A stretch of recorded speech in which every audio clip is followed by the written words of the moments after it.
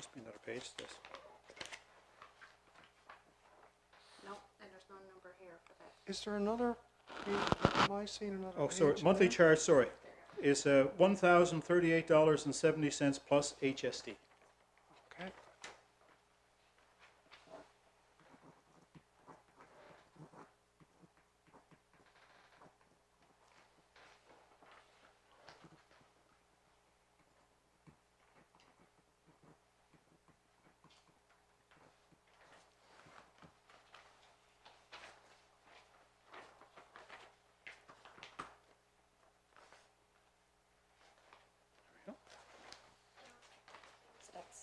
So that's it. We'll review and make sure that all the terms and conditions are met, and we will report back. Thank you very much.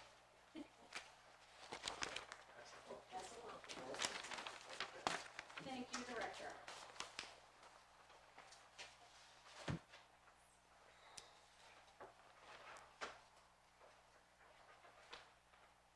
Okay, with that done,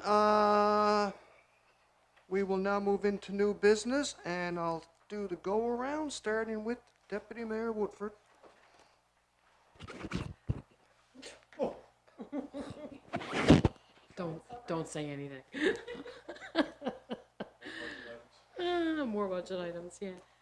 I just wanted to reiterate that it's Small Business Week, and being a councillor on the Business Development and Marketing Committee, just wanted to acknowledge all of the businesses in Holyrood who provide services and products to our residents and the residents of Holyrood and beyond. Our business community is certainly a large economic driver within the town, and they also, entice young families and individuals to come live here because of the services that they provide. So I think that's going out. Has invitations gone out yet? Okay, invitations are going out tomorrow, and I encourage all business owners to take advantage of that opportunity to, come and have breakfast and Mix and mingle. mix and mingle, and RSVP Marjorie back to let us know that you will be attending. So that's it for me. Okay, thank you very much. Councillor King.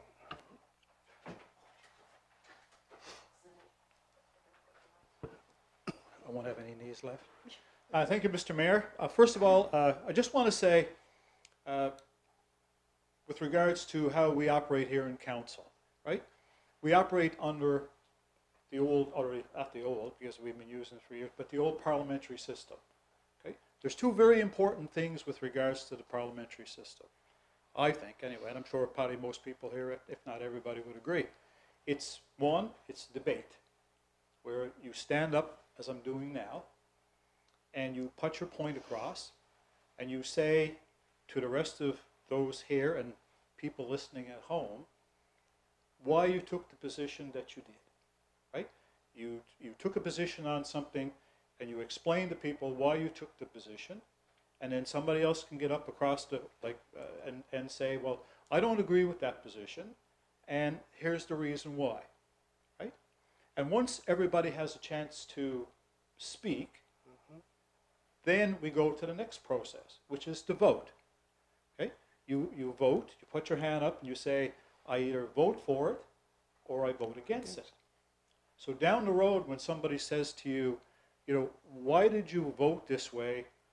You should be able to I should be able to look at Councillor Windsor in the face and say, I voted this way because of this, this, and this, right? And you should be able to defend what you say here, outside the door.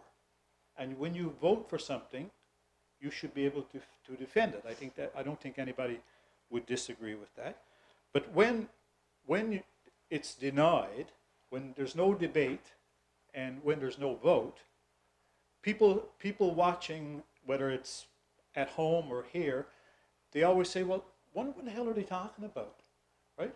And why wouldn't you vote on something, or why wouldn't you not debate something, or would at least discuss it, and then from there move on, right? But anyway, so that was one of the things that was missing, I think, tonight, because with regards to seconding anything, and I'm sure the mayor and everybody here would agree, just because you second something Don't mean you need to vote for it. doesn't mean you have to vote for it.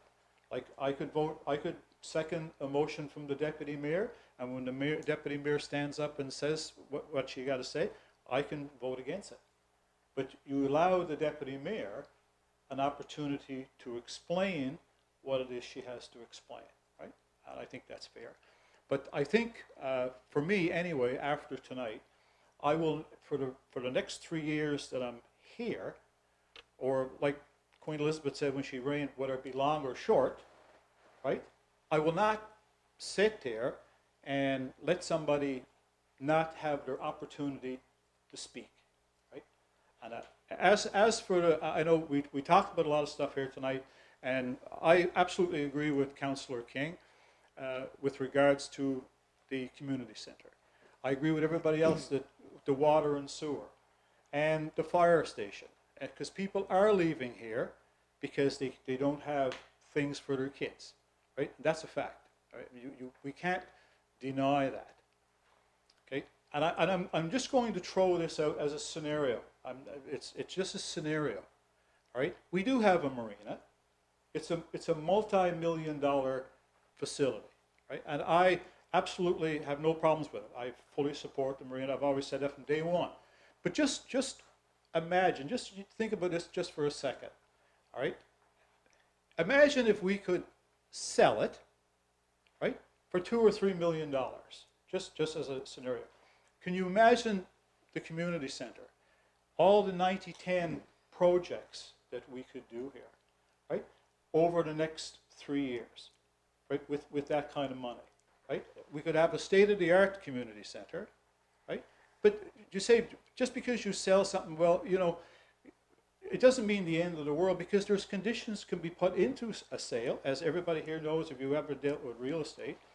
You know, there could be a condition put in there for one thing, saying that, you know, nothing can be done down there other than a marina without approval from council, right? So you can't go down there and build a SeaWorld, you can't build a hotel, you can't build any of these things.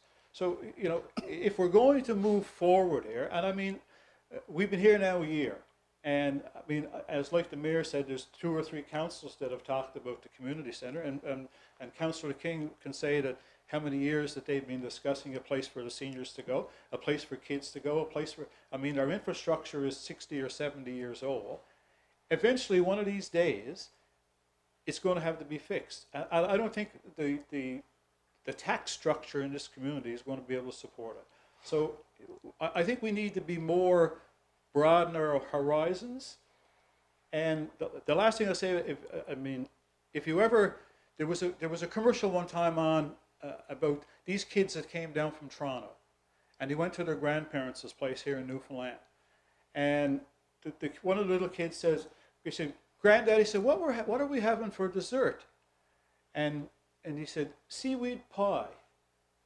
And the little kids turns up their face, and the grandpa said, "You have to be open to new ideas." Thank you. Okay, thank you very much, Councillor King. Some very good points that you did raise, and certainly some room for thought there on our behalf. In speaking to one of the things that you just suggested about no seconders or whatever, I can own as chair, you know, I have a responsibility to follow Robert's Rules of Order as well as the Municipalities Act. And once a motion is moved, and if there's no seconder, then, and of course, I'm not permitted to move or second the motion, as I said earlier. So if it's not moved or second, well, that's it, the motion is dead. But I think that you've explained and articulated that very well, and certainly pause for thought for all of us, I guess, in future meetings. Okay, thank you very much, sir. Councillor Crowley. I just want to mention about Fire Prevention Week, and I want to say thank you to our firefighters and our volunteers and career firefighters. And they've been out, had the open house, but they've been into the schools and stuff as well. So it's really nice to see them out there in community involvement. And we won't meet again until after Halloween, so please remember your Halloween safety, watch out for the kids, slow down, and look out for, because I think the firefighters then go out and do their pumpkin patrol, which is fantastic as well. So another kudos to the fire department, because I'm sure I haven't heard, but I know they're out. They're out every Halloween. So thank you. Okay, thank you very much. Councillor Buckle. Yeah, I'd just like to echo Councillor Crowley there on the fire prevention, and nice to see some stuff on social media where the fire department had the open house and their website, and they attended, you know what I mean, some of the daycares and schools here. It's great to see, and the kids really enjoy that, and you know what I mean, it's nice to see that networking. And also, as the Deputy Mayor indicated about Small Business Week, I'd like to thank all the small businesses in our town that make it very worthwhile for people in our community to have these businesses here. And the breakfast before the business breakfast there, that we had that a couple times, and it went over really well. It brought people out, and a lot of people got mixed and mingling and discussion. It was well attended, and people really enjoyed it. The other one I'd like to mention now, Friday, November the 4th, at 4 p.m. is the deadline for scholarships. Is on our website, and it was in our file flyer there, but I'd like to just throw it out there again tonight for people that's for the scholarship program, for anyone looking to win a scholarship from the town here. The deadline is Friday, November 4th. So I'd like to throw that out there. I mean, there's we give out 2 scholarships here, and you know, I mean, it's great for anyone attending post-secondary school with, you know, I mean, with the inflation and the cost of living and stuff. It's a great help. So I mean, that's a big one here, and just let everyone know to avail of it. And the only other one I want to mention is, I know we talked earlier about the ditches and stuff, and you know, I mean, as Councillor Windsor said there in his update, I mean, we got to look at it too around here. We got a lot of roads that are growing over, and this summer they have grown a good bit. But it's not that, you know what I mean, our roads that we got, you know what I mean, we got some good roads that have been paved here, but you know what I mean, the ditches are overgrown and overtaking the roads, and your road is only as good as your drainage, and your drainage is only as good as your ditch. So, I mean, we got to look at that in the budget. And you know, I mean, I noticed in some areas where it's taking over, and the side of our road is starting to crack up and break away and stuff. So, we need to get on that one, you know what I mean, because there's some areas that was paved in the last few years, and the pavement is good. So, we should try to save the pavement in those areas. And the last point before I leave is, as we all know, there was some patchwork done on the bridge down on Mars Bridge there. You know what I mean? It's, you know what I mean? I agree. You know what I mean? It was talked about, but anyway, I didn't pick up on it on Holyrood Community Voice because, you know what I mean, I don't be on that site a whole lot. You know what I mean? I do check my emails and the council site, but I don't see it. But I think, you know what I mean, us as a council, when we're, you know what I mean, sometimes we might get hot and you know what I mean, off topic, and you know what I mean, when you see it first. But I think, you know what I mean, in a professionalism from us as a town, I think we should be responding to, whether it's provincial government or federal government, from the town in an email or a letter to the minister and say we're not happy. You know what I mean? Address it here at the council in public forum and send it on. You know what I mean? Because you want to keep that communication open between the departments and stuff. You know what I mean? I know there's the whole Route 60 got to be done. You know what I mean? There was a little patchwork done over in North Arm the other day, but you know what I mean? Route 60 is in rough shape. There's no issue about that. But I think we should keep open that dialogue with the provincial government or the federal government, with any government agency we're looking at, in you know what I mean, in a letter to them addressing our concerns as a council. I think that's the way we should move forward. That's only my opinion. You know what I mean? The communication plan is coming out now. As Councillor Crowley said earlier, there's going to be a part on social media. You know what I mean? What goes in social media? And that Holyrood Community Voice is great. You know what I mean? There's people moving in there, and every now and then when I look at it, see people asking questions. Where's this in the town? Where's that in town? So it's good for, you know what I mean? There's good dialogue there too. But you know what I mean? I think that we should do it in a little professional manner when we're reaching out to these government departments. And I mean, if we do have concerns, and you know what I mean, as someone indicated here tonight, and I know as myself, you know what I mean, if residents got concerns too, it's no good putting it on the Holyrood Community Voice, because chances of politicians and ministers and government seeing it are probably slimmer. But you know what I mean, there is on the transportation and infrastructure site that you can go in and report an issue with roads, and you know what I mean, we should be taking advantage of that. There's no difference than we said here earlier tonight with Bell. Bell said in their letter back to the town, the people have to reach out because they don't follow social media, they're not getting into all these groups. And I guess, you know what I mean, if government had to get on all these sites, and or Bell had to get on all these sites, you know what I mean, they'd never get the information. So I mean, there's ways there for people to report it, and I think they should go that route. Thank you very much. Okay, thank you very much, Councillor Buckle. Councillor King. Want me to talk again, do you? I'd just like to thank the town on behalf of the MGA Club and the seniors in the town for the beautiful social they had on Wednesday afternoon at the Legion for National Seniors Day. Couldn't make it yet. It was exciting for a lot of our seniors because it was the first time they had got out among companies since before COVID. So it gave them a really good opportunity Oh, to I bet. socialise again. So thank Yeah. you so much. Okay, thank you. Okay, Councillor Windsor, you can wrap it up. I actually wasn't going to add anything. But Oh, I wasn't. I was going to say no, nothing new. But Councillor Buckle brought up Mars Bridge, so I'll go there. Just to fill in some of the gaps there, regards to Route 60 and Mars Bridge in particular, we followed all the professional channels, as you alluded to. It didn't get us anywhere at all. We had our residents go on to the website and information and their concerns. The CAO reached out, I reached out, the mayor reached out to our member, to the minister, nothing. And then they paved from Salmon Line all the way into Father Duffy's Well, right? But they assured us they'd take care of Mars Bridge properly. And we all know what happened. So I also, true story, had a provincial minister ask me why we haven't fixed Route 60 and Mars Bridge in the roundabout. And I said, excuse me? Not our responsibility, right? So I agree with the social media and the proper use to a point, but when it gets to another point and you've followed all the other channels and frustrations, gloves are off. Don't care, I want results. Thank you. I wasn't going to go there. Steve did. But I appreciate Councillor Buckle's comments as well. But all I can say is that we've been working on this for quite a while. There's a long story to be told about this,